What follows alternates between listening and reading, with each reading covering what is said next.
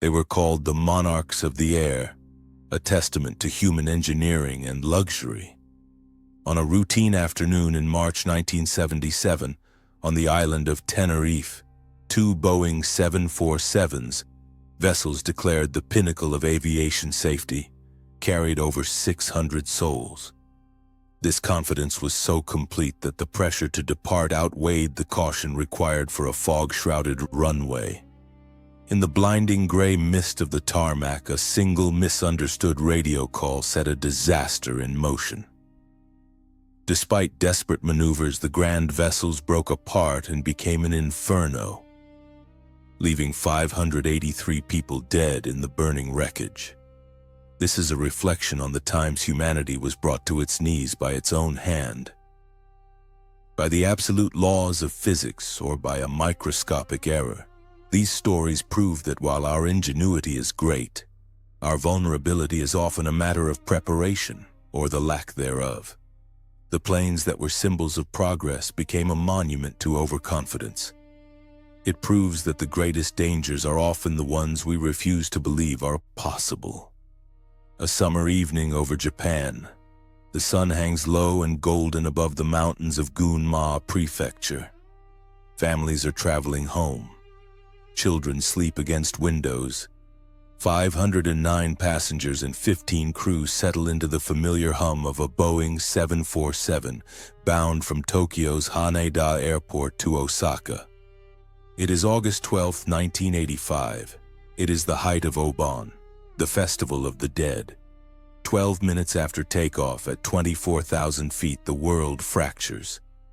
A thunderous explosion tears through the rear of the aircraft. The aft pressure bulkhead, improperly repaired 7 years earlier after a tail strike, surrenders to the sky. Pressurized air erupts into the tail section, ripping away the vertical stabilizer entirely. In an instant, all 4 hydraulic systems bleed out into the atmosphere. The aircraft is, by every engineering measure, unflyable, and yet the pilots fly it. For 32 agonizing minutes, Captain Masami Takahama and First Officer Yutaka Sasaki wrestled the crippled jet using nothing but differential engine thrust, coaxing a dying machine through impossible physics. They fight for every second, they never stop. It is not enough. Japan Airlines Flight 123 strikes the ridgeline of Mount Takamagahara at 500 knots. 520 souls perish. 4 survive.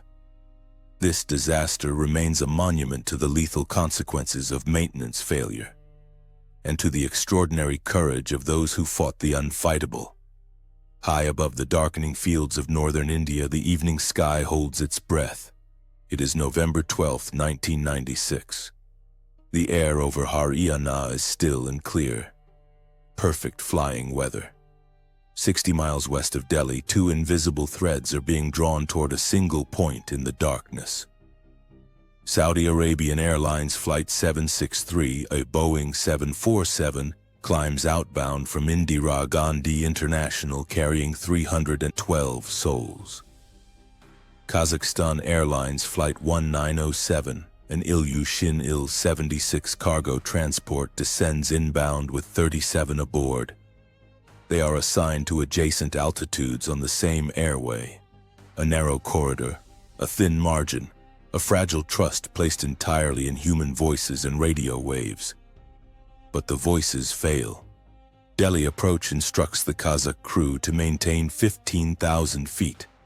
The words arrive in English, a language the crew speaks only in fragments. They acknowledge. They descend anyway, down through 15,000, down through 14,000, down into the path of the climbing 747. No radar separation exists. No collision avoidance system sounds its warning. There is only silence. And then there is contact. 2 monarchs of the sky meet at a combined speed exceeding 700 miles per hour. They do not bounce. They do not deflect. They disintegrate. Wreckage falls like black rain across the farmland of Charkhi Dadri. 349 human beings cease to exist between one heartbeat and the next. No one survives. This disaster remains a monument to the fragility of communication. A reminder that when the sky has no safety net, a single misunderstood word becomes the distance between life and oblivion. The desert heat of Riyadh shimmered against the tarmac as Saudia Flight 163 lifted into the August sky. A Lockheed L-1011 TriStar bound for Jeddah, carrying 301 passengers and crew. A routine departure, a familiar route. Nothing for the first 6 minutes to suggest that this aircraft would never fly again. Then the alarm sounds. A fire warning illuminates in the cockpit. Cargo compartment C2 beneath the cabin floor. A faint chemical haze begins threading through the passenger rows. Something below is burning. The crew responds. They declare an emergency. They turn the aircraft back toward Riyadh. They execute the approach with precision and skill. The wheels touch down. The plane rolls to a stop on the taxiway. The aircraft is on the ground. The aircraft is intact. 301 people are alive. And then, nothing happens. The engines continue to run. The doors remain sealed. The cockpit falls into a catastrophic paralysis. A failure not of machinery, but of human action. Outside, fire crews stand ready. Inside, the fire migrates silently upward through the fuselage floor, consuming oxygen, replacing breathable air with toxic smoke. 3 minutes pass. 5:23. When rescue crews finally force open the doors, they find 301 souls still seated. Hands clasped, heads bowed. A silent congregation claimed not by impact, not by explosion, but by inaction on solid ground. This disaster remains a monument to the invisible line between a safe landing and a total catastrophe. Proof that survival is not the touchdown, but every desperate second that follows. In the shimmering heat of the Persian Gulf, the morning of July 3, 1988, is thick with the tension of war. The Iran-Iraq conflict has turned these waters into a corridor of suspicion, where every radar blip carries the weight of a threat. Below the flight path of commercial airliners, warships patrol with fingers resting near triggers. Iran Air Flight 655 lifts off from Bandar Abbas at 10:17 a.m. An Airbus A300 wide-bodied and unhurried, carrying 290 passengers and crew on a 28-minute hop across the strait to Dubai. It climbs along its assigned airway, broadcasting a civilian transponder code for anyone listening. Someone is listening. 7 miles below, the USS Vincennes is locked in a running engagement with Iranian gunboats. Inside its Combat Information Center, the Aegis radar system, the most sophisticated naval tracking technology on Earth, paints the climbing Airbus on its screens. But screens do not interpret themselves. Humans do. And these humans are at war. In the fluorescent half-light of the combat center, data becomes fear. A civilian climb is read as a fighter's descent. A commercial transponder is dismissed as a possible deception. The psychological gravity of battle bends every ambiguity toward danger. The captain gives the order. 2 SM-2 surface-to-air missiles leave the deck and arc into the morning sky, seeking a target that has no idea it is being hunted. The Airbus, full of families, full of children, 66 of them, meets its executioner at 13,000 feet. It comes apart over the water without a word. 290 souls, including those 66 children, rain silently into the Persian Gulf. There is no distress call. There is no black box recovery of screams. Only absence. This disaster remains a monument to the terrifying cost of human error in the age of push-button warfare, a warning that the most dangerous fog is not in the sky, but on the screens we trust to see through it. The skyline of Chicago was a distant silhouette as American Airlines Flight 191 lined up on runway 32 right, May 25, 1979. Memorial Day weekend, O'Hare International at its busiest. a river of humanity flowing toward summer. 258 passengers and 13 crew aboard a McDonnell Douglas DC-10, bound for Los Angeles. The engines spool to full power. The aircraft accelerates. Everything is routine. For exactly 6 seconds after rotation, everything is routine. Then, the left engine leaves the aircraft. The number 1 engine and its pylon separate cleanly from the wing, flipping backward over the leading edge and tumbling onto the runway behind. In its departure, it severs the hydraulic lines controlling the left wing's leading edge slats. The slats retract. The left wing, now robbed of its ability to grip the air at low speed, quietly stalls. The right wing keeps flying. The left wing does not. The DC-10 rolls left with a slow, sickening grace. The pilots receive no stall warning, no indication that one wing has already died. They follow every procedure, they do everything right, it does not matter. The mathematics of asymmetric lift are absolute and unanswerable. 31 seconds after liftoff, Flight 191 strikes an open field adjacent to a trailer park. 271 souls on board and 2 on the ground are lost in an instant. The investigation unearthed a quiet horror. To save 200 man-hours per engine change, maintenance crews had been using forklifts to remove engine and pylon assemblies as single units. A shortcut never authorized by McDonnell Douglas. Each removal introduced microscopic fractures into the pylon attachment point. Invisible cracks. Patient cracks. Cracks that grew in silence across months of pressurization cycles until on a holiday weekend in Chicago, the metal simply let go. This disaster remains a monument to the hidden cost of a shortcut. A reminder that in aviation, the distance between efficiency and catastrophe can be measured in fractures too small for the human eye to see. The winter solstice brought a biting chill to the Scottish borders as the village of Lockerbie settled into its evening. December 21st, 1988, 4 days before Christmas. Lights hung in windows. Families gathered around dinner tables. Above them, invisible in the darkness at 31,000 feet, a Boeing 747 named Clipper Maid of the Seas carried 259 souls westward from London toward New York. In the forward cargo hold, a brown Samsonite suitcase sat among hundreds of others. Inside it, a Toshiba radio cassette player. Inside that, less than 1 pound of Semtex plastic explosive. The suitcase belonged to no one on board. It was a ghost. Transferred through interline baggage from Frankfurt to London to the 747 without a single human checkpoint connecting it to a living passenger. At 7:03 p.m., the ghost speaks. The detonation is small, almost modest. It punches a hole no larger than a dinner plate in the fuselage skin. But at 31,000 feet, modesty is irrelevant. The pressurized cabin becomes its own executioner. Air rushes outward with devastating force in the airframe. Designed to contain pressure, not release it. Unzips along its structural seams in less than 3 seconds. Clipper Maid of the Seas ceases to exist as a single object. The nose section falls silently into a farmer's field. The wings, still heavy with transatlantic fuel, plummet into Sherwood Crescent, detonating on impact and gouging a crater where homes had stood moments before.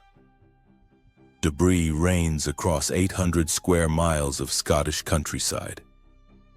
This disaster remains a monument to the day the world learned that a single unmatched suitcase could bring down a nation's sense of safety.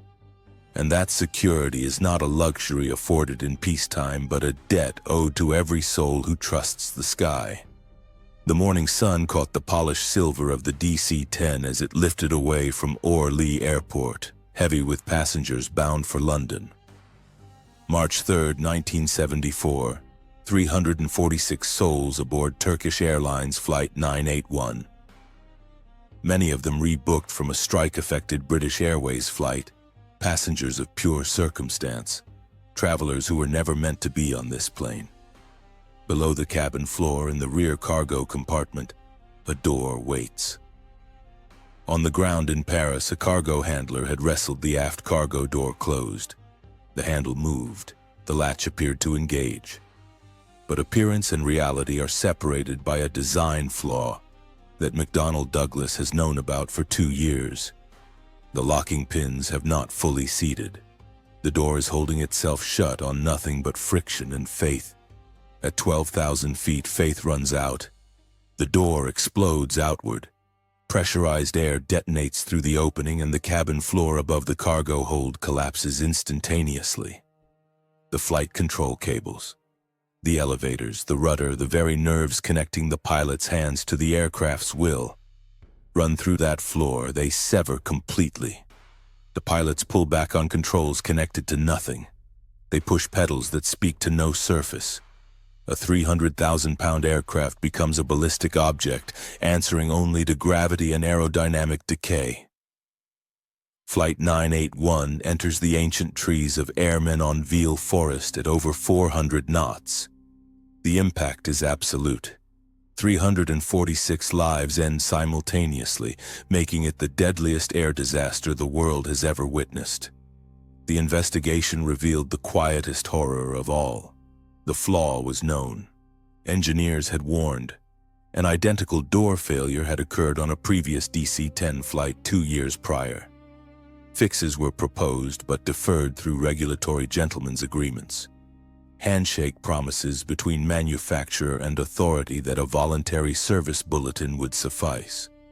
It did not suffice. This disaster remains a monument to the cost of silence in the face of a known danger. Proof that in aviation, a polite agreement to fix something later is an unsigned death warrant for those who fly today.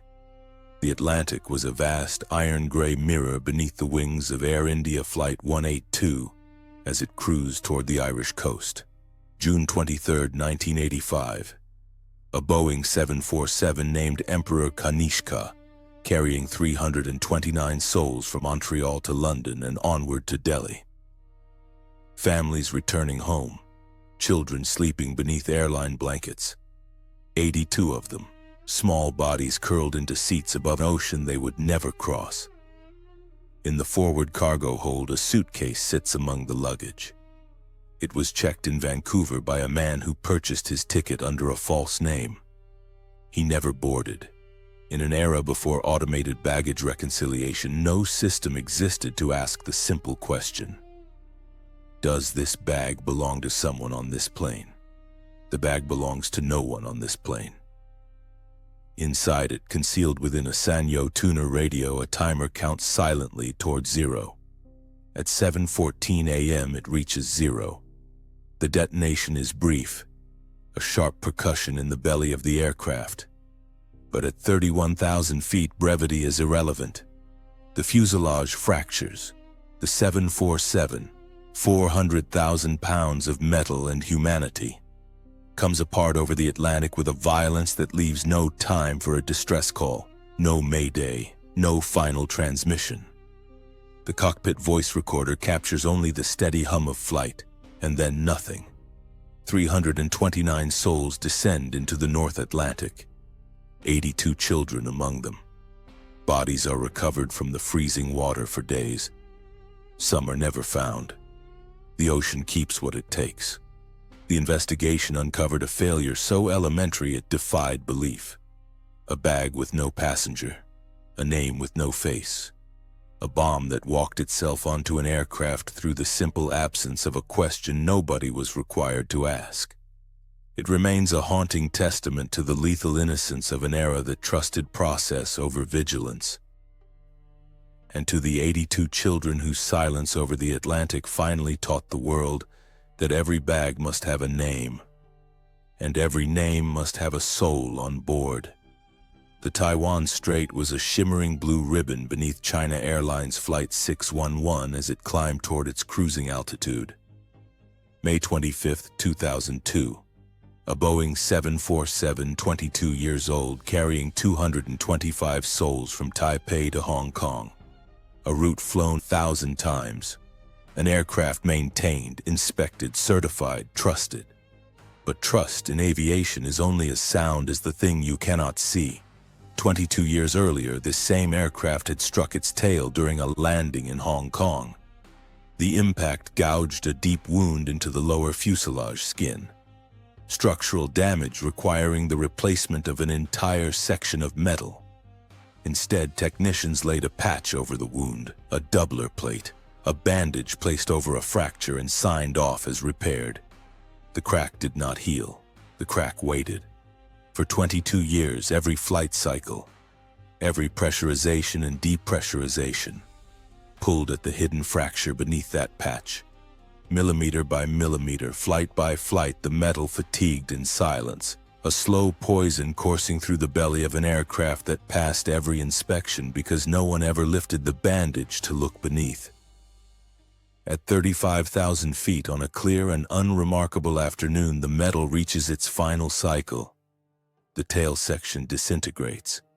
The Boeing 747 fractures into 4 massive pieces over the Taiwan Strait, with such sudden violence that no distress call is transmitted. 225 lives end between 1 second and the next. When investigators recovered the wreckage from the seafloor, they found the patch still faithfully adhered to the fuselage skin. Beneath it, the metal told its own story, stained yellow-brown with the nicotine residue of cabin air that had been seeping through the hidden crack for 2 decades. Smoke from 1,000 flights marking the path of a fracture that everyone had forgotten and no one had checked. It serves as a permanent warning that an aircraft is only as strong as its oldest repair, and that metal, unlike memory, never truly forgets the wounds we choose to hide. The sky over the North Atlantic was a vast, silent void as Swissair Flight 111 hummed westward from New York toward Geneva. September 2, 1998. An MD-11 wide-body known quietly in diplomatic circles as the UN shuttle for the dignitaries it regularly carried between continents. 229 souls settling into the transatlantic calm. Blankets drawn up, cabin lights dimmed, the ocean below black and absolute. 53 minutes into the flight, a whisper of smoke enters the cockpit. Not from the engines, not from the galley. From above, the attic space between the ceiling panels and the fuselage crown, a space passengers never see, a space pilots cannot reach. Somewhere in that hidden cathedral of wiring and insulation, a short circuit in the newly installed in-flight entertainment system has found kindling. The kindling is mylar, metallized mylar insulation blankets, lightweight, effective, and catastrophically flammable. The small electrical arc becomes a creeping flame. The flame becomes a river of fire racing through the attic space behind the walls, above the heads of 229 people who smell nothing, see nothing, suspect nothing. The pilots begin their checklists. They are methodical, they are professional. They request a diversion to Halifax. They have time. They believe they have time. But fire does not wait for checklists. Behind the panels, the blaze consumes the wire bundles that feed the flight instruments. One by one, the screens flicker and die. The autopilot disconnects. Navigation fails. In the final minutes, the cockpit becomes a black vault of smoke and heat, and 2 pilots who have done everything right find themselves flying an unresponsive aircraft blind over a midnight ocean with no horizon and no reference to the earth below. Swissair Flight 111 strikes the Atlantic at high speed 6 miles off the coast of Peggy's Cove, Nova Scotia. The impact is unsurvivable. 229 lives end in the cold waters of St. Margaret's Bay. This tragedy remains a haunting reminder that the most dangerous fire is the one that burns where no eye can see it, and that the materials we trust to insulate us from harm can become the very fuel that seals our fate. The morning sun had barely cleared the horizon as Lion Air Flight 610 rotated off the runway at Jakarta. October 29, 2018, a Boeing 737 MAX 8, barely 2 months old, factory fresh, digitally pristine. 189 souls aboard a short domestic hop to Pangkal Pinang. the smell of new upholstery still lingering in the cabin. 2 minutes into the flight, the aircraft tries to kill itself, a single angle of attack sensor. A small vane mounted on the fuselage nose begins feeding false data to the flight computer. It tells the system the nose is pitched dangerously high. It is lying. The nose is level. The aircraft is flying normally. But the computer does not question its own senses. Deep within the flight control software, a system called MCAS awakens. The Maneuvering Characteristics Augmentation System, a program Boeing installed to compensate for the MAX's redesigned engines, but never adequately disclosed to airlines or their pilots. No manual entry, no simulator training, a ghost in the architecture waiting for exactly this moment. MCAS commands the horizontal stabilizer to push the nose down. The pilots pull back, the nose rises. MCAS activates again, the nose drops. They pull back, it pushes down. Pull, push, pull, push. A tug-of-war between human hands and an invisible algorithm, each fighting for authority over the same aircraft with opposite intentions. The pilots do not know what they are fighting.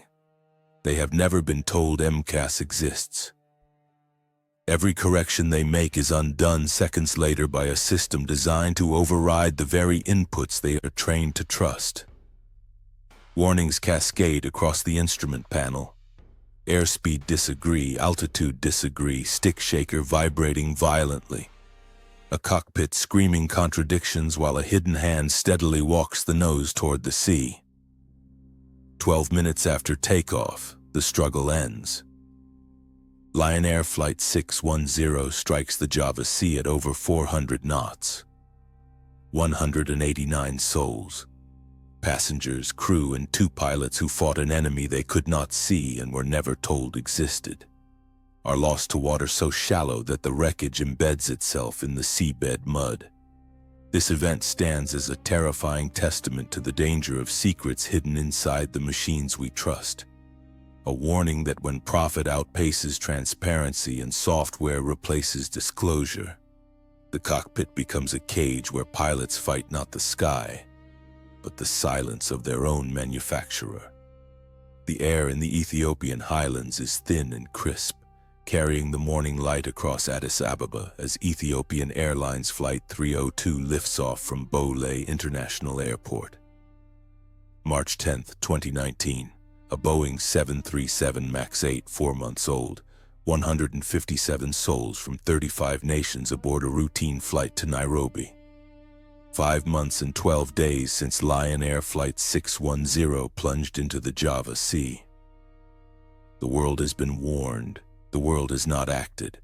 Within seconds of takeoff, a faulty angle of attack sensor begins its lie. The data flows into the flight computer. The computer wakes MCAS, and MCAS, unchanged, unmodified, still carrying the same fatal authority it wielded over the Java Sea, commands the nose down. This time the pilots know. Captain Yared Getachew and First Officer Ahmed Noor Mohammed recognize the demon. They follow the emergency procedure issued after Lion Air. They cut electrical power to the trim system, disabling MCAS, reclaiming manual control. By the book, exactly as instructed. But the book has lied to them too. The aircraft is accelerating through 340 knots. At this speed, the aerodynamic forces pressing against the horizontal stabilizer are immense. Thousands of pounds of pressure pinning the control surfaces in their nose-down position.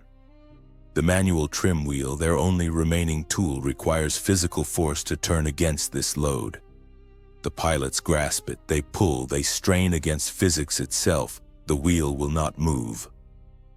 Trapped between an immovable manual system and a murderous automated one, the crew makes the only decision left. They restore electrical power to the trim, hoping to use the electric motor to muscle the stabilizer back to a flyable position. MCAS is waiting. The instant power returns, the system seizes the stabilizer and drives the nose into a final irreversible dive. The Boeing 737 MAX accelerates toward the Ethiopian Earth at speeds exceeding 500 miles per hour. The crew pulls back on the controls with everything they have. The computer pushes forward with everything it has. The computer wins. Ethiopian Airlines Flight 302 strikes the ground southeast of Addis Ababa with such violence that it excavates a crater 10 meters deep. 157 human beings from 35 nations are lost. The wreckage is unrecognizable. The loss is absolute. 3 days later, every Boeing 737 MAX on Earth is grounded.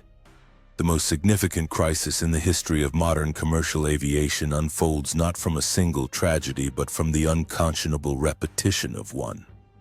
It stands as a permanent scar on the history of aviation, proof that when a known flaw is met with silence, and silence is met with repetition, the sky does not offer second chances.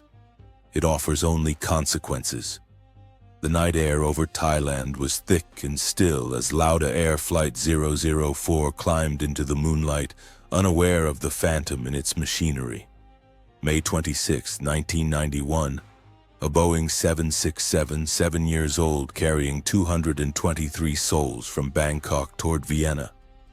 Below, the mountains and jungles of Suphan-Buri province slept beneath a canopy of darkness. Above, the stars held their silence. In the cockpit, a warning light flickers. The REV indicator for the number 1 engine illuminates, a caution suggesting abnormal activity in the left thrust reverser system. Captain Thomas Welch studies the light. First Officer Josef Turner consults the manual. The guidance is clear. The indication is likely a sensor anomaly. No action required. No procedure exists for an in-flight deployment because an in-flight deployment is considered impossible. The manuals are wrong. At 29,000 feet, traveling at nearly the speed of sound, the left engine's thrust reverser unlocks and deploys into the oncoming airstream. In an instant, the left engine ceases to produce forward thrust and becomes a wall of resistance. The asymmetric force is catastrophic and instantaneous. The left wing loses lift. The right wing keeps flying. The 767 snaps into a spiral. The roll rate exceeds anything the flight controls can counteract. The pilots fight, pulling, pushing, commanding surfaces that no longer possess the authority to overcome the aerodynamic violence consuming the airframe. The aircraft accelerates in its spiral, the structural loads climbing past every limit the engineers ever calculated. Wings designed to flex begin to fracture. The fuselage, twisted beyond its tolerances, surrenders. Lauda Air Flight 004 disintegrates over the Thai jungle. 223 lives scatter across the mountainous terrain in fragments so small that recovery takes months. There is no survivable impact. There is no recognizable wreckage. There is only absence. In Vienna, Niki Lauda, the Formula One legend who had survived an Inferno at the Nürburgring, who had rebuilt his face and his career from fire, now faced a different kind of burning. He flew to Seattle. He confronted Boeing personally. He demanded they prove that a thrust reverser deployment could not have caused the crash. They could not, because it did. This tragedy remains a haunting testament to the lethal arrogance of declaring something impossible. A grim reminder that when engineers design a system without a lock, and manuals dismiss a warning as a glitch, the sky will eventually call the bluff with a force no human hand can answer. The words were simple, routine, and final. A good night that would echo for decades in the halls of aviation history. March 8, 2014, 1:19 a.m. Captain Zahari Ahmad Shah keys his microphone for the last time as Malaysia Airlines Flight 370 crosses the boundary between Malaysian and Vietnamese airspace. Good night, Malaysian 370. Vietnamese controllers wait for the crew to check in on their frequency. The call never comes. 239 souls aboard a Boeing 777, one of the most trusted aircraft ever built, cruising at 35,000 feet over the South China Sea. Families, engineers, pilgrims, artists, children. A manifest of ordinary humanity on an overnight flight from Kuala Lumpur to Beijing. A flight so routine it barely warranted attention. And then the aircraft ceases to exist, not in fire, not in impact, not in any way the modern world knows how to process. The transponder, the electronic heartbeat that announces an aircraft's identity, altitude, and position to every radar screen beneath it, switches off. Manually. Deliberately. The aircraft's secondary radar return vanishes from the screens of Kuala Lumpur and Ho Chi Minh City simultaneously. In the control rooms, the data block simply disappears, leaving a blank space where a Boeing 777 should be. But the aircraft is not gone. Not yet. Malaysian military radar, reviewed only hours later, captures what civilian eyes have lost. Flight 370 has turned, not toward Beijing, not toward any airport. The aircraft executes a sharp deviation westward, crossing back over the Malaysian peninsula, threading between waypoints with a precision that suggests either expert hands or expert programming. It passes over Penang. It turns northwest. It skirts the boundary of Thai and Malaysian military radar, flying the seam between two nations' coverage. A narrow corridor of institutional blindness, where neither country's air force is certain the target belongs to them. And then it turns south, into nothing. The southern Indian Ocean stretches below. The most remote, most featureless, most pitilessly empty expanse of water on the planet. No ships, no islands, no radar stations, no witnesses. Flight 370 flies into this void on autopilot. A ghost ship of the sky carrying 239 sleeping, unconscious, or already silent passengers, toward a destination that exists on no flight plan ever filed. For 7 hours the aircraft flies. 7 hours of silence. 7 hours of fuel burning steadily toward zero. The world does not yet know the plane is missing. Families in Beijing wait at the arrivals gate, watching the status board, wondering why the flight is delayed. Malaysian authorities hesitate, unsure, unwilling to declare what they cannot explain. The sun rises over the South China Sea on a mystery that is already hours old. High above the Indian Ocean, the Boeing 777 speaks one final time, not to any human but to a satellite. An Inmarsat ground station in Perth, Australia, receives a series of automated electronic handshakes. Simple pings, digital whispers between machine and satellite, containing no voice, no data, no position. Only the faintest proof that somewhere on Earth this aircraft still exists. The pings continue at regular intervals, each one a heartbeat, each one unanswered. At 8:19 a.m. the final ping arrives. Then silence. The fuel is gone.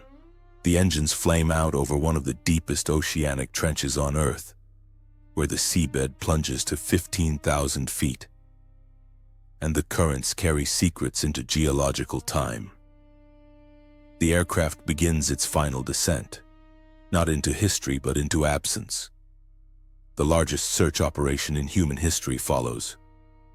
Ships from 7 nations scour 120,000 square kilometers of ocean floor. Submersible drones map terrain no human eye has ever seen. Years pass. Millions of dollars dissolve into the Southern Ocean. A flaperon washes ashore on Réunion Island, 16 months later and 4,000 miles away. A single fragment of wing, barnacle-encrusted and wave-worn, confirming only what the world already feared. The aircraft went into the water.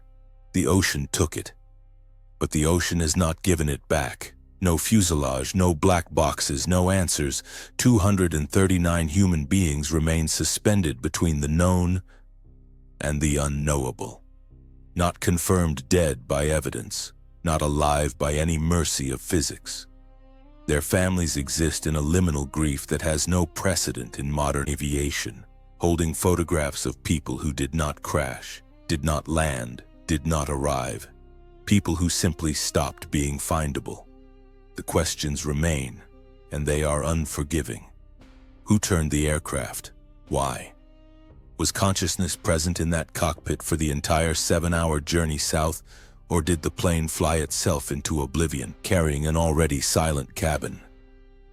The cockpit voice recorder, if it is ever recovered from the abyssal plane, holds only the final 2 hours. The rest is gone. The rest was always designed to be overwritten. The machine was never built to remember this much silence. MH370 remains a haunting testament to the limits of our reach. Proof that in a world of satellites and sensors, of digital omniscience and algorithmic certainty, a Boeing 777 carrying 239 souls can still fly beyond the edge of human knowledge and vanish into a silence so complete that even the ocean floor refuses to speak its name. The sky is a vast, shared territory, a silent witness to our greatest triumphs and our most profound sorrows. By remembering these stories, we honor those who were lost and the lessons bought with their lives. If you found value in this reflection, consider supporting our journey through the history of the air by liking this video and subscribing to this channel. But before you go, the reach of aviation connects us all across oceans and borders. We would like to know where this story reached you today. Please leave a comment below with the name of the country you are watching from. Until the next flight, keep your eyes on the horizon and fly safe.